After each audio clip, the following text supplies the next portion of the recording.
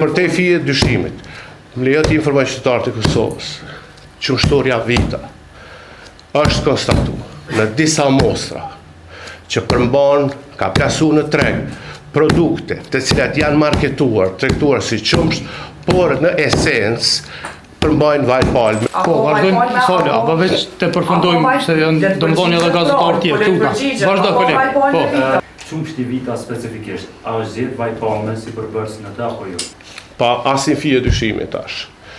Se ne i trajtojmë objektet e kontrollet. Objektet tona të kontrollet kanë aprovim për aktivitetet qumshtit. Dhe pa fije dyshime tashmë, sepse fillimisht çfarë ka ndodhur, është që nuk ka qenë kontestuese fare as nga ata që kanë përdorur vaj palme në produkte në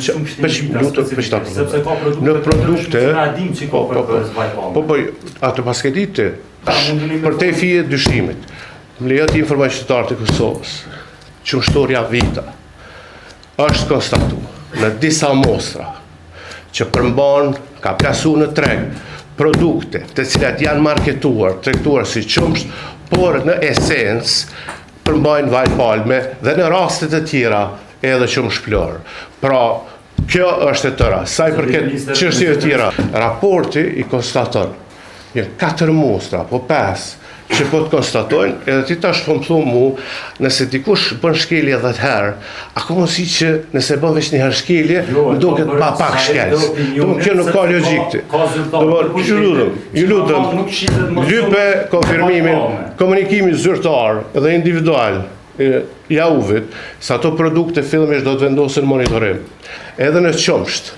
Në qumsht UHT, që shqit në treg. Jo UHT, qumshti vita si përdojnë na veç konstatojnë, në këto mostra të qumshtit, jënë gjetë 4-5 mostra, të cilat ashtë është. Por, këto konstatime individuale fillimisht i bon është fer, i bon atyre. Edhe pasaj në bashkëpunim, pas ligjit për ushqim, në 20 deri në 28, ata janë të detyruar me bashkëpunu me AUV-in për të konstatuar për ta gjetë krejt procesin e qumshmërisë se ka ardhur. Është konstatuar për te dyshimit të bazuar që në qumshtoren vita, abrazen, apo si çdo që quhet, është përdorur në mënyrë të vazhdueshme në disa mostra të konstatuara vaj palmës, por në mostra të tjera edhe qumshti plor.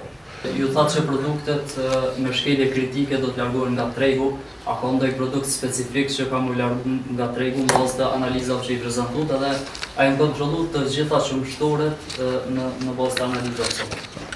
Këtu saktësisht shkallën e kritikës janë nivelin e kategorizimit të riskut dhe nivelin e shkeljes do ta bën AUV. Ky ka qenë vendimi që sot e kam shu, edhe pastaj rast për rast produkt për produkt, du t'i konstatoj ato shkelje kritike dhe aty ka pas shkelje të rënda.